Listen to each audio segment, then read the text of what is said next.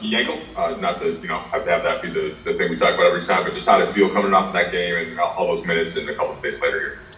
Oh, I'm good. Ready to go on Sunday. All right, LeBron, what is you think the most important thing in this matchup? Chris's game pretty well. Obviously, you didn't face them a couple times, especially the last time when AD went off. What's at the top of that scouting report when you break down the film on this Phoenix Suns squad? First is just the respect factor. They're the number 2 team in the league for a reason. Won 51 games, and there's a reason because of that. It's because they've surrounded CP and Book with a supporting cast that's been playing at a high level all year. And they got a great big 3, and CP, Book, and Aiden. And the rest of those guys they're starring their role, and we got to be able to understand that and match that. So we're looking forward to the challenge. Dave? Hey, LeBron, sometimes you see former players get together on a round table, guys that were friends when they were playing, and maybe one guy has rings or accolades, and the other guy didn't get them in his career, and there's kind of some ribbing that goes on. What's the dynamic like with you and Chris? Obviously, the respect factor, we all see it and know it. Do you ever, poke him or rib him about the fact that you have the rings and he hasn't earned one in his career? Nah, I think you know me by now. I think that's not in my trait. I don't really talk about my accolades or what I've been able to do. And our friendship is beyond that. So I'm not one of those guys to talk about what I have. I think that's it's very shallow and it's beneath me personally. So I don't get involved in that. Bill? Kind of a two-parter here, LeBron. Have you and Chris, I would assume, been talking a little bit over the last couple of days since you guys earned the 7th seed? And is there anything you could share from those exchanges now that you guys are finally going to have a playoff series? And then 2, what's this chess match going to be like between the two of you? And how fun will it be for you to try to outwit him? And I know it's a whole team, but to try to go head-to-head and mind-to-mind with him over potentially 7 games? Well, it's going to be comparable to playing against Rondo in the series, playing against Draymond in the series. You have those out-of-this-world IQ-type guys and fierce competitors, at the same time. So it's the same thing. Every time I face Rondo, in the past, I knew I had to be not only my A game as far as my game, but also my mind as well. And it's the same with Draymond. Every time you go against those Warriors teams. So, I've had experiences with those 2 guys, so that will definitely help me, in matching up with CP because I know the competitor and I know the IQ of a basketball player he is. Al?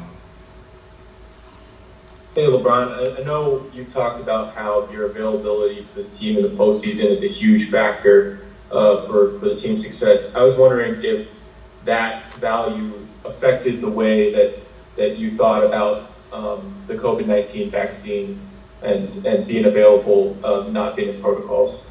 Nah. Anything that I do off the floor is, predicated to my family, for the majority. For 99.9% of that. So, it's about the health and safety of my family, and that's what it came down to. Me being available to my teammates on the floor is me taking care of my body, me doing everything I can do to make sure I'm available both mentally, physically, and spiritually as well. So, but anything of that nature, that's all family talk. And do you mind me asking if you're confirming that you did get the vaccine? It's not a big deal. BT? What's up, Brian? What's going on, BT? Everything's good, man. Yeah. Consider you've missed some games this season. Where is your game right now compared to past season going into the playoffs? Well, obviously, I had a lot more time to rev up and build my body over the course of the season in the past, and with the 6.5, 7 weeks or whatever it was that I had to sit out, I didn't get an opportunity to kind of rev up and sharpen my sword. But I was able to mentally, disconnect as much as I could.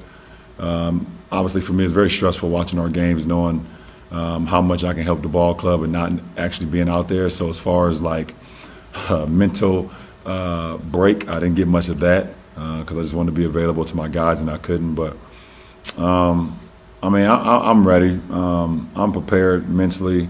My game will continue to improve as the games go on, and hopefully we can play more than 4 games. And that will, get my game going more and more and more. So, looking forward to seeing what's in store for me. We'll take a few more. Jovan? Hey, LeBron. Andy was talking about how unique of a challenge Phoenix is because your pick and roll coverages are kind of designed to force teams into the mid-range, but they're the best mid-range team in the league with Book and CP. How do you view that challenge of kind of the chess match of what you want to take away and them actually being good at what your kind of base defense is designed to force? Yeah, I mean, they're not good. They're great. They're the number 1 mid-range team in the league, and it's because CP and Book are the number 1 and 2 mid-range players in our league. So, we understand that, and the playoffs is all about chess moves, and it's going to be a chess match back and forth, and we see who makes the best moves. Alan Slewa? Hey, LeBron, I just want to get your thoughts. For all your playoff experience that you had, is there, of course, every game is very valuable, but is there something about game ones? Do game ones kind of set a tone to a series? Do you look at a game one a little bit different? Game one has always been like a learning experience for me. It's kind of set the table to know what to expect, to know, what to look for the rest of the series. And obviously there's going to be adjustments. Coaches and players and everyone makes adjustments, but it kind of sets the table. And for me, it's kind of a fill-out game for me personally. But for our team, it's not a fill-out game. We want to come in and play, how we did in the second half of this last game against the Warriors. We don't want to have a fill-out game, but for me, it's kind of a mental thing for me of how I'm breaking down the team, breaking down the personnel, and then getting on the floor in that game one, and how I can be better in game two. Last question, Melissa Rowland.